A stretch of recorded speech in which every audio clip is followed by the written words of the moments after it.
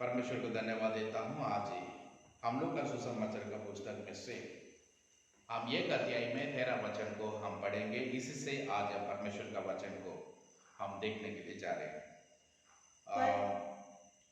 परंतु स्वर्गदूत ने उसे कहा, हे जकरिया, भयभीत ना हो, क्योंकि तेरी प्रार्थना सुन ली गई है और तेरी पत्नी एलिसबा से तेरे लिए एक पुत्र उत्पन्न होगा और तू उसका नाम यूहन्ना रखना।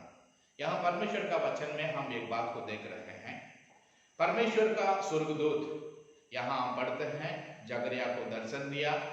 जब जकरिया वहाँ परमेश्वर का मंदिर में वो धूप जलाने के लिए वो अंदर में गया था, उसी समय में परमेश्वर का स्वर्गदूत उसके पास में जाकर खड़ा हुआ और स्वर्गदूत ने जकरिया से कहा, हे जकरिया, भयभीत ना हो, तेरा प्रार्थना सुन ली गई है। यहाँ परमेश्वर का वचन में हम पढ़ने से परमेश्वर अपना स्वर्गदूत को जकरिया के पास में भेजा।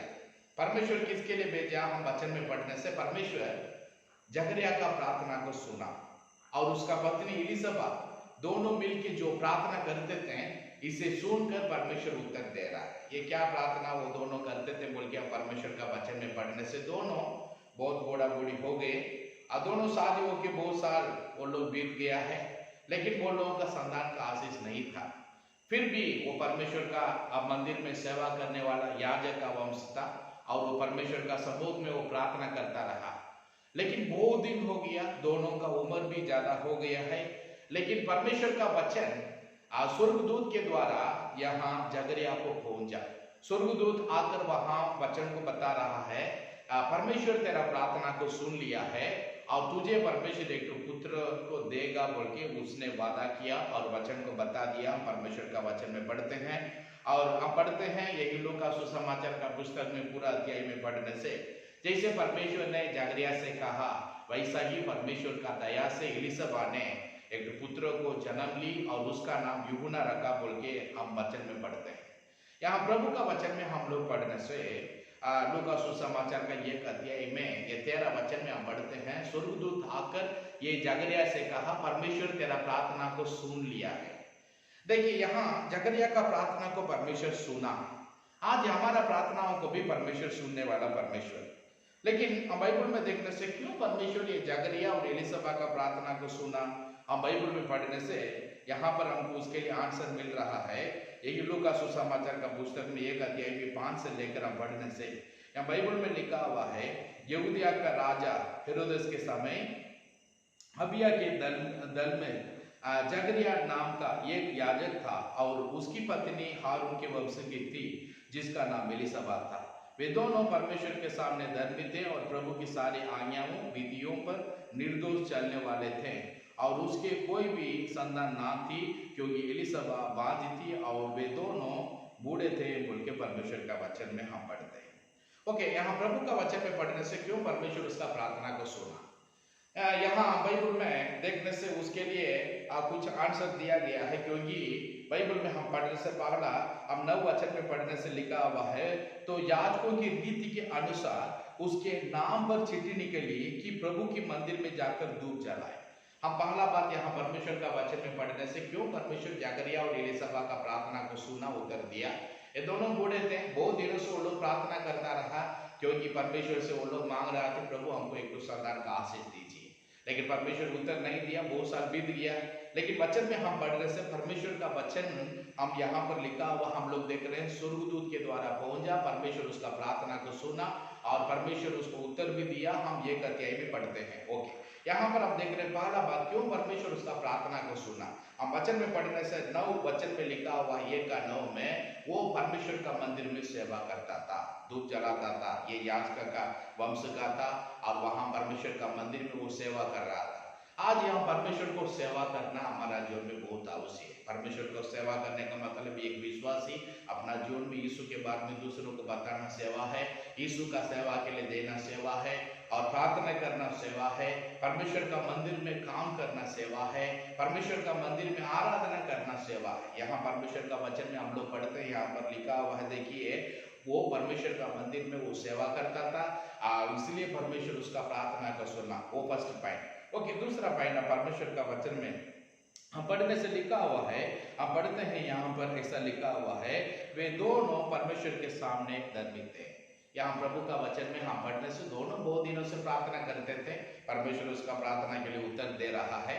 अब बाइबल में पढ़ने से फर्स्ट पॉइंट क्यों परमेश्वर उत्तर दे रहा है, क्योंकि वो परमेश्वर का समूह में सेवा करता था, परमेश्वर का मंदिर में सेवा करता था। आज हम भी परमेश्वर का सेवा करना है, हम एक दूसरों को प्रभु यीशु का वचन को बताना है, बांटना है, परमेश्वर की महिमा के लिए हमको जीना बहुत आवश्यक है। ओके, दूसरा पॉइंट बाइबल में देखने से वे दोनों धर्मी थे, पति पत्नी दोनों परमेश्वर के सामने धर्मी थे। आज हम ये दुनिया में मनुष्यों के सामने धर्मी जैसा दिखाई देते हैं, परमेश्वर उसे पसंद नहीं करता, परमेश्वर उसे चाहता भी नहीं, लेकिन आज हम अपना जीवन में परमेश्वर के सामने धर्मी बनना आवश्यक है। परमेश्वर के सामने हमारा चाल चलन को सीधा करना आवश्यक है। जो भी परमेश्वर को बुरा लगता है, जो भी चीज परमेश्वर घृणा करता है, वो सारे बातों से अपने आप को बचा कर रखना, अपने आप को पवित्र करना हम लोगों का जीवन में आवश्यक है। हस्बैंड एंड वाइफ दोनों प्रार्थना करते थे, सिर्फ प्रार्थना करने वाले सिर्फ नहीं थे, वे दोनों धर्मी थे बोल के प्रभु का वचन में है। आज हमारा जीवन में समझना है, धर्मी जन की प्रार्थना में बहुत कुछ हो सकता है बोल के प्रभु का वचन कह रहा है। आज सबका प्रार्थनाओं के लिए उत्तर नहीं दिया जाता है।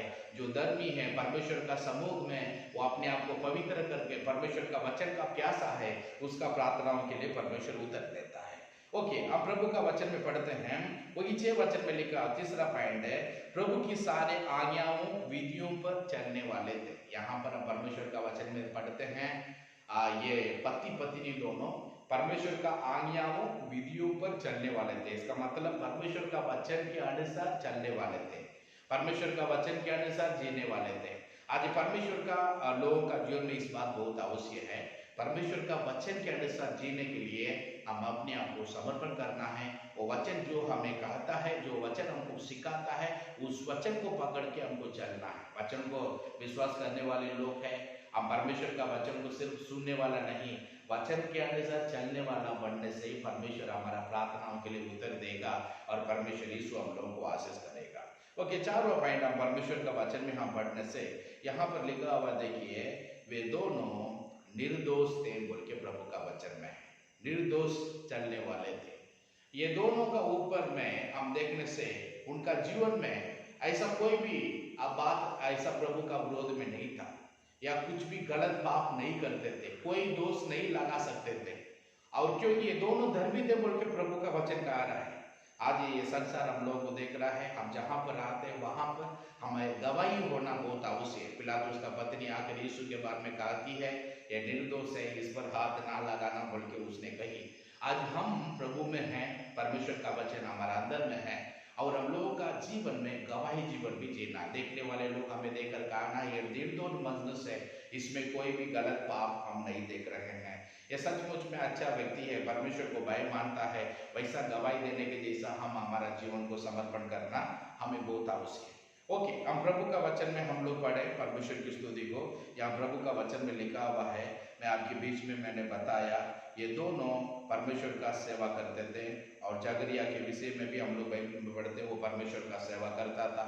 और दूसरा पॉइंट परमेश्वर का वचन में हम लोग पढ़े, क्योंकि वे दोनों परमेश्वर का समूह में धर्मी थे, उसके सामने धर्मी थे। आज मनुष्यों के लिए सिर्फ हम लोग दिखावट के लिए धर्मी जैसा दिखाना नहीं, हमें देखने वाला परमेश्वर के सामने हम धर्मी बनना बहुत आवश्यक है। और नेक्स्ट हम देखने से तीसरा बात हम बाइबल में देखते हैं, वो प्रभु का आज्ञाओं विधियों पर चलने वाले थे। चारों पॉइंट हम लोग देखे हैं, परमेश्वर की स्तुति को, ये दोनों निर्दोष थे और कोई पाप कोई गलत नहीं करते थे। परमेश्वर का समूह में, परमेश्वर के सामने जो प्रभु को ठीक लगता था उसे वो लोग करते आए, इसलिए परमेश्वर उनका प्रार्थनाओं के लिए उत्तर दिया बोल के हम प्रभु का वचन में पढ़ते हैं। ये सिर्फ नहीं है, और हस्बैंड एंड वाइफ दोनों बहुत प्रार्थना करते थे, वो प्रार्थना को वो लोग नहीं छोड़े, इसलिए परमेश्वर वो प्रार्थनाओं के लिए उत्तर दिया। आज हम भी हमारे जीवन में ज्यादा प्रार्थना करेंगे, परमेश्वर का समूह में लगे रहेंगे, हमारा परमेश्वर हमारा प्रार्थनाओं के लिए उत्तर देगा। जगरिया का जीवन के द्वारा परमेश्वर आज हमें भी आशीष देगा। हम भी परमेश्वर का मंदिर में सेवा करने के लिए अर्पण करेंगे, समर्पण करेंगे, और परमेश्वर की स्तुति को हम धर्मी बनने के लिए हमें समर्पण करेंगे, और परमेश्वर का आज्ञाओं विधियों पर उसका वचनों के अनुसार चलने के लिए समर्पण करेंगे, और निर्दोष बनने के लिए हमें समर्पण करेंगे। परमेश्वर यीशु मसीह जरूर हमारी प्रार्थनाओं को सुनकर हमें उत्तर देगा। God bless you.